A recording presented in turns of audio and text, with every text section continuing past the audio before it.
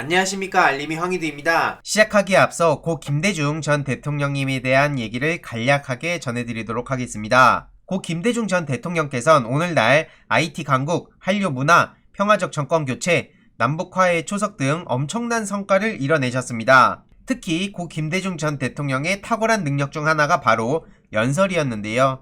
이렇게 보시다시피 엄청나게 많은 인원이 김대중 전 대통령의 말씀을 들으려고 사방팔방에서 모인 바가 있었죠. 우리나라 정치사 처음으로 유세 현장에 130만 명이라는 인파를 모은 분이셨으니 굳이 더 설명이 필요 없다고 봅니다. 그러한 고 김대중 전 대통령의 능력과 해안, 성과들이 색깔론, 지역주의 등 공작 정치에 의해 많이 가려져 있어 무척 아쉬운데요. 하지만 저는 고 김대중 전 대통령을 롤모델로 삼으며 가치를 이어가고자 하는 청년, 청소년들이 전국에 많이 있다고 생각합니다. 제일 중요한 건 DJ, 노무현, 문재인 정부의 가치와 철학을 이어갈 수 있는 인재 양성이라고 생각을 하고요. 이를 위해 최근 청년 김대중, 다준다 청년정치연구소에서 2021년 청년 김대중 연설 대전을 개최한다고 합니다. 제2의 김대중을 꿈꾸는 청년들을 찾아 그의 철학과 가치를 재평가하고 뒤를 이어간다는 취지에 공감하여 저도 최대한 힘을 보태기로 했는데요. 이렇게 청년 김대중 연설 대전이 만 39세 이하 청년 누구나 참여가 가능하다고 하고요. 중간중간에 계속 소식을 전해드리도록 하겠습니다. 본격적인 주제인데요.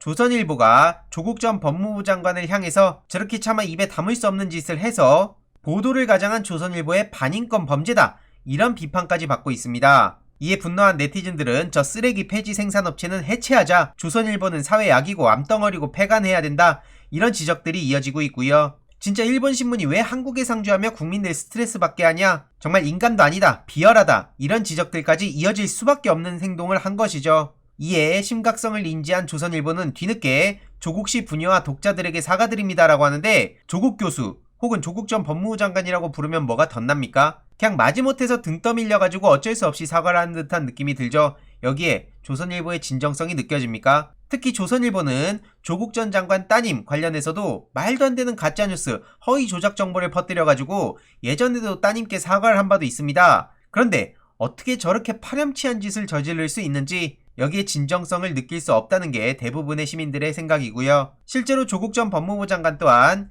조선일보의 두 번째 사과를 두고 상습범의 면피성 사과라고 지적했습니다. 그래서 도저히 용서가 안 되고 법적 책임을 묻겠다고 입장을 밝혔고요. 특히 국회에서는 강화된 징벌적 손해배상제 도입을 서둘러 달라고 이렇게 말씀하셨습니다. 저 또한 민주당 미디어 특위에서 활동을 하고 있기에 언론개혁, 포탈개혁 굉장히 중요하다고 생각하고 계속해서 적극적으로 목소리를 내도록 하겠습니다. 결국 조선일보의 저런 만행에 언론조차 비판을 계속해서 이어갈 수밖에 없는 상황이고요. 국민청원까지 등장해서 많은 시민들이 분노를 표출하고 있습니다. 한마디로 이게 딱 조선일보 수준이다, 고 노무현 전 대통령을 욕보이기 위해 일베들이 했던 짓이랑 완전 판박이 아니냐, 일베와 조선일보는 한몸이라는 걸 드러낸 거다, 조선일보를 폐간하지 않으면 저들은 언제나 국민을 개돼지로 여길 거다, 이런 지적들이 따끔하게 이어지고 있고요. 앞서 말씀드렸듯이 국민청원이 오늘 등장했죠. 조선일보 폐간시켜달라, 벌써 하루 만에 참여 인원이 5만 5천 명을 돌파했습니다. 정말 빠른 속도로 올라가고 있는 거고요. 이건 당연히 20만을 돌파할 수밖에 없다고 생각합니다. 그만큼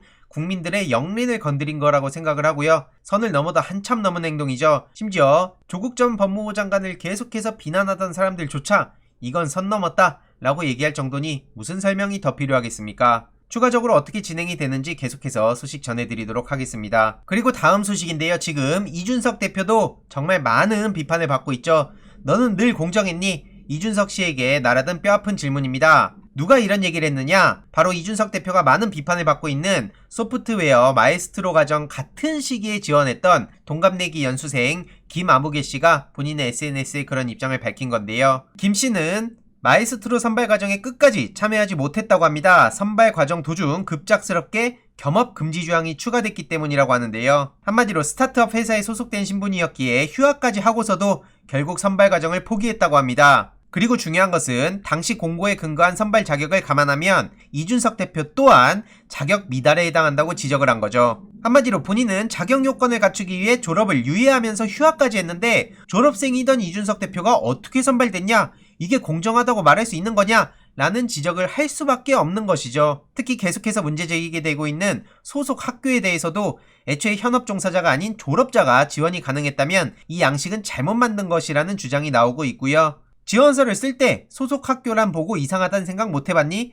99명이 다 재학생인데 너만 졸업생인 거 안 의아했니? 라고 이준석 대표를 향해 반문을 했다고 합니다. 특히 본인은 스스로 과정에서 물러났기에 해당 지원 자격 조건을 확실히 기억하고 있다고도 주장했고요. 분명히 절차상 하자가 있었다고 지적하면서 너는 늘 공정하게 경쟁했니? 라고 이렇게 뼈를 때린 겁니다. 해당 소식이 전해지자 네티즌들은 이준석이 공정?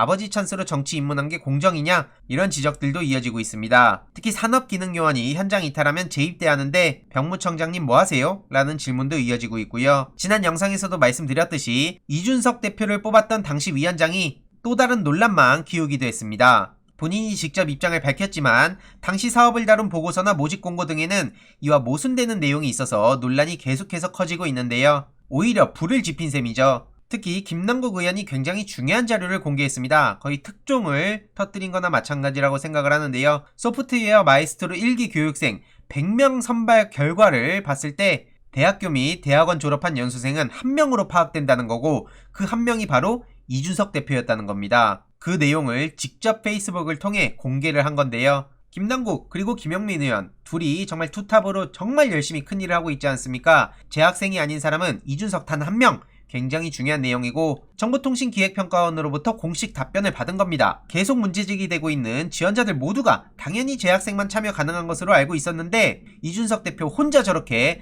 재학생이 아니었다는 것은 특혜 의혹을 받을 수밖에 없다는 거고요. 다시 한번 정리해보자면 재학생만 지원 가능하고 심지어 병역 특례 중인 산업기능요원은 제외하는 것으로 명백히 규정돼 있었고 당시 홈페이지 FAQ에는 주말 아르바이트도 연수과정의 집중도 향상을 위해서 영리활동을 하지 않을 것을 말하고 있었고 이준석 대표와 1기에 함께 합격한 사람도 당연히 학생만 되는 것으로 알고 들어간 것이라고 밝히고 있다는 거죠. 결국 재학생이 아닌 자격 미달인 사람은 이준석 대표 딱 한 사람이기에 이렇게 많은 비판을 받는 것이고요. 특히 더 중요한 것은 합격자 중 1명은 겸직 금지로 중도에 포기를 했다는 거죠. 그만큼 자격 기준과 관리 지침이 엄격하게 지켜지고 있었다는 건데 어떻게 이준석 대표만 자격이 안 됐는데도 최종 합격할 수 있었던 걸까요? 이걸 특혜라고 지적할 수밖에 없다는 겁니다. 여기에 이준석 대표는 대답을 해야 할 의무가 있다는 거고요. 이런 신비한 의혹에 대해서 구체적으로 설명을 해달라고 김남국 의원이 공개 요구를 한 겁니다. 국민의힘은 입만 열면 공정과 내로남불을 외치고 있는데 국민의힘과 이준석 대표가 외친 공정이 그렇게 주장해오는 공정한 경쟁이 그저 힘있고 빽있는 사람들에게만 해당되는 게 아닌지 김남국 의원이 아주 핵심을 조목조목 지적했네요. 추가적으로 어떤 입장들이 나오는지 계속해서 전해드릴 예정이고요. 마지막으로 류호정 의원이 또 논란에 섰습니다. 이번엔 멜빵바지 입고 국회에 출석해서 논란이 된 건데 보시다시피 이렇게 국회에 멜빵바지를 입고 온 겁니다. 적어도 사람이 어떤 장소에 갈 땐 그 장소에 걸맞는 의상을 입는 것도 개인의 역량이라고 보는데 격식과 때에 맞는 옷차림이 예의와 겸손인 걸 모르는 철없는 대학생인 것 같다. 그 또한 편견이라고 지적할 수는 있다고 봅니다. 하지만 계속 말씀드리지만 지금 왜 욕을 먹고 있는지도 뻔히 알면서 계속 논란을 의도적으로 키워가는 것 같이 보이기에 더 많은 비판을 받는 것 같습니다. 아무튼 계속해서 소식 전해드리도록 하겠습니다. 이번 내용도 유익했다면 구독, 좋아요, 알림 설정, 멤버십 가입 정말 큰 힘이 된다는 점 말씀드리고 싶습니다. 이번 내용도 주위에 널리 공유 부탁드립니다.